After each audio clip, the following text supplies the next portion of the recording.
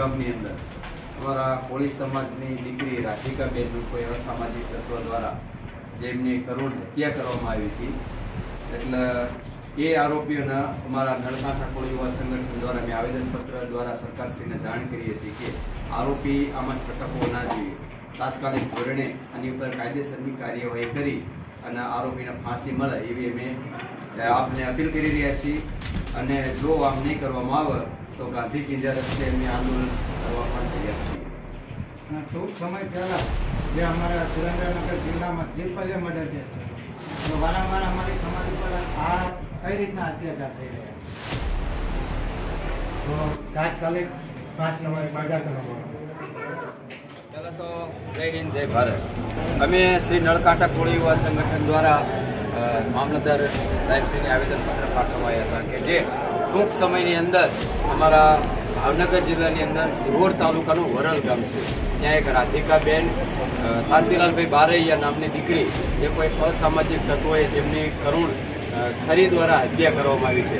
અને આમ તો દીકરી કોઈ પણ સમાજની હોય તો એને ન્યાય ખરેખર મળવો જોઈએ, તો અસામાજિક તત્વોને કાયદેસર એમની ઉપર કાર્યવાહી કરી અને ફરીવાર ક્યારે આવા કોઈ ઇસ્યુ આવા કોઈ બનાવ ના બને એના હેતુથી અમે નળકાંઠા કોળી યુવા સંગઠન દ્વારા વિરમગામ સેવા સદનની અંદર આવેદનપત્ર આપવા આવ્યા છીએ. અને અમારી માંગણીઓ સ્વીકારવામાં નહીં આવે તો ટૂંક સમયની અંદર અમારે ગાંધી ચિંધ્યા રસ્તે અમારે આંદોલન કરવા પણ અમે તત્પર છીએ.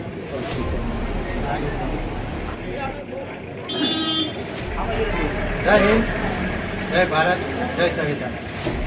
થોડાક સમય પહેલા સુરેન્દ્રનગર જિલ્લાનું કોલ ગામની અંદર ત્રિપલ્ય મર્ડર કેસ થયો હતો, જ્યાં 2 વ્યક્તિ અને 1 લેડીઝ. તો વારંવાર અમારા સમાજ સાથે આ છેતરપિંડીના ધંધા કેમ થઈ રહ્યા છે? તો શું આને સરકાર જવાબદાર નથી? જવાબદાર છે. ચાહે ગમે તે સમાજની બેન દીકરી હોય તો બેન દીકરીની સાથે સરખી રીતે વ્યવહાર થવો જોઈએ અને આ આરોપીને જાહેરમાં ફાંસીની સજા થાય એવી શ્રી નળકાંઠા કોળી યુવા સંગઠન વતી અમે આ બધા મિત્રો દ્વારા માંગણી કરીએ છીએ. અને ટૂંક સમયની અંદર જો આનો નિર્ણય કરવામાં નહીં આવે તો શ્રી નળકાંઠા કોળી યુવા સંગઠન વતી ગાંધીજી ત્યાં રસ્તા ઉપર અમે ભૂખ હડતાલ પણ કરશું. જય હિન્દ જય ભારત જય કોળી સમાજ.